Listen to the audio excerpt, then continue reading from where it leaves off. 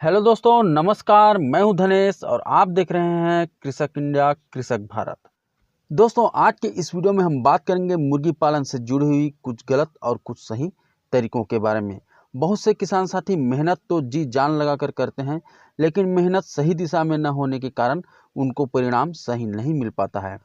और वही मेहनत सही दिशा में सही तरीका से किया जाए तो उसका परिणाम अच्छा रहता है, उसका हमें बेनिफिट मिलता है। तो चलिए दोस्तों, देखते हैं मुर्गी पालन में क्या है सही और गलत तरीका। तो दोस्तों, सबसे पहला है सही ब्रीड का चुनाव न करके उसका फार्मिंग करना। ये एक गलत तरीका है। तो सही ब्रीड नहीं है, इसका मतलब ये है कि वो या तो डिमांड के हिसाब से गलत हो सकता है, या तो अंडा और मांस के हिसाब से गलत हो सकता है, या तो उसका क्वालिटी सही नहीं है। दोस्तों, डिमांड यानी कि अगर आपके एरिया में मान लिया जाए सोनाली का डिमांड है और आपने एफएफजी पाल दिया तो ये एक गलत तरीका माना जाएगा। दूसरा है अंडा के हिसाब से या तो फिर मांस के हिसाब से। मान लिया जाए आपको अंडा उत्पादन के लिए मुर्गी पालना है और आपने एफएफजी वनराज इनको पाल दिया तो आपको आरआईआर की तुलना में बहुत कम अंडा मिलेगा। अंडा के लिए आपको पता ही होगा, आरआईआर, एस्ट्रोलोप, ये सारी ब्रीड जो आती हैं वो 300 प्लस अंडा आपको देती हैं। लेकिन वहीं पर अगर हम एफएफजी बात करें तो 150, वनराज 150, इसी तरह से कई ब्रीड हैं जो 150-60 अंडा देती है। तो इसलिए पहले आपको ये तय करना होगा कि आप अंडा के लिए मुर्गी पालन कर रहे हैं या तो फिर मांस के लिए, और उस हिसाब से अगर आप मुर्गी पालन करेंगे तो आप बिल्कुल उसमें सक्सेसफुल होंगे। दोस्तों, ब्रीड के चुनाव में क्वालिटी भी बहुत ज़्यादा महत्वपूर्ण रखता है। अगर आपने तंदुरुस्त और स्वस्थ बच्चा अपने सेट पे डाला है तो वो जल्दी ग्रोथ करेंगे, और अगर आपने कमज़ोर और एकदम मरियल टाइप का जो बच्चा है उसको सेट पे डाला है तो वो बहुत स्लो वजन गेन करेंगे। तो इसलिए सही ब्रीड का चुनाव करना बहुत ही ज़्यादा ज़रूरी है। दोस्तों, पोल्ट्री सेट को उत्तर से दक्षिण दिशा में बनाना भी एक गलत तरीका है। इससे आपको काफ़ी नुकसान भी हो सकता है। आपको पता ही होगा कि हमारे देश में जो आंधी तूफान या हवा चलती है वो पूर्व से पश्चिम चलती है, और अगर आपने उत्तर से दक्षिण अपने सेट को बनाया हुआ है तो जो हवा है, जो आंधी है, सीधे आपके मुर्गियों को पड़ेगा। धूप भी आपके मुर्गियों को सीधा पड़ेगा, और गर्मी के दिन में अगर धूप सीधा पड़ता है तो आपके मुर्गियों को वो काफ़ी नुकसान पहुंचाएगा, उनको बीमार कर देगा, और सबसे मेन बात, उनका वजन बहुत स्लो हो जाएगा। इसलिए आप लोगों ने देखा होगा कि इंडिया में जो भी मुर्गी सेट बनता है और जो सही तरीके से बना है वो पूर्व से पश्चिम दिशा में ही देखने को मिलेगा। दोस्तों, तीसरा गलत तरीका है फीड मैनेजमेंट पे ध्यान नहीं देना और दाना का हिसाब किताब नहीं रखना।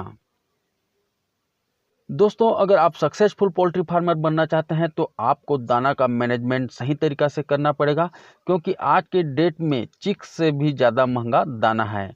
और अगर आप देसी मुर्गी का पालन कर रहे हैं तो रेडीमेड फीड तो देंगे ही, लेकिन उसमें आपको कुछ मात्रा में घर का बना हुआ फीड भी देना है। और जब फिनिशर स्टार्ट करते हैं उस टाइम आप उसमें 50% मक्का या तो फिर बाजरा मिलाकर भी अपने मुर्गियों को दे सकते हैं। उससे वजन में उतना ज़्यादा कमी नहीं आएगा। दोस्तों, अगर आप देसी मुर्गी को रेडीमेड फीड दे रहे हैं तो इस बात पर विशेष ध्यान दें कि वो चोंच मार करके दाना को न गिराएं। इसके लिए आप जो फीडर होता है उसमें सफ़ेद वाला जाली अवश्य लगाएं, ताकि मुर्गियां पैर मार करके दाना को न गिरा पाएँ। देसी मुर्गी में आप लोगों ने देखा होगा कि वो पैर मार कर खुदाई करती है, तो वैसे ही अगर आपने फीडर में सफ़ेद जाली नहीं लगाया है तो उसमें भी पैर मार देगी और वो जो दाना है वो नीचे गिर जाएगा। तो आज के डेट में आपको दाना का बचत करते हुए चलना है। आपको कोशिश करना है कि मुर्गियों को ना तो ज़्यादा दाना दिया जाए और ना ही कम दाना दिया जाए, यानी कि जितना दाना उसको एक दिन में ज़रूरत पड़ता है उतना ही दाना अपने मुर्गियों को दें। अगर आप ज़्यादा भी दाना दे देते हैं तो मुर्गी का वज़न बढ़ेगा, ऐसा बात नहीं है, भले ही उसको अनपचन की समस्या हो सकती है। दोस्तों, देसी मुर्गी पालन में वैक्सीनेशन नहीं करना ये मुर्गी पालन का गलत तरीका है। अगर आप कमर्शियल रूप से देसी मुर्गी का पालन कर रहे हैं तो आपको वैक्सीनेशन करना बहुत ही ज़्यादा ज़रूरी है। मान लिया जाए आपने 1000 मुर्गी पाला हुआ है और वैक्सीनेशन नहीं कर रहे हैं और कुछ बीमारी आ गया, जैसे रानीखेत, गम्बोरो वगैरह आ गया, तो आपको काफ़ी ज़्यादा नुकसान हो सकता है और आप अगले बैच के लिए बहुत ज़्यादा डीमोटिवेट हो सकते हैं। इसलिए आप जब कमर्शियल रूप से कर रहे हैं तो वैक्सीनेशन ज़रूर करें, और 10, 20 या 50 तक भी आपने मुर्गी पाला हुआ है तो उनका वैक्सीनेशन नहीं करेंगे तो एक बार चल जाएगा। दोस्तों बहुत से किसान साथी ऐसे होते हैं जो मुर्गी पालन तो करते हैं लेकिन साफ़ सफाई पे ज़्यादा ध्यान नहीं देते हैं। सेट गंदा है या तो फिर ड्रिंकर फीडर गंदा है, वो सोचते हैं कि मुर्गी ही तो है, गंदा बर्तन में भी पानी पी लेगी, दाना खा लेगी। लेकिन ये उनका गलत सोच है, ये मुर्गी पालन का गलत तरीका है।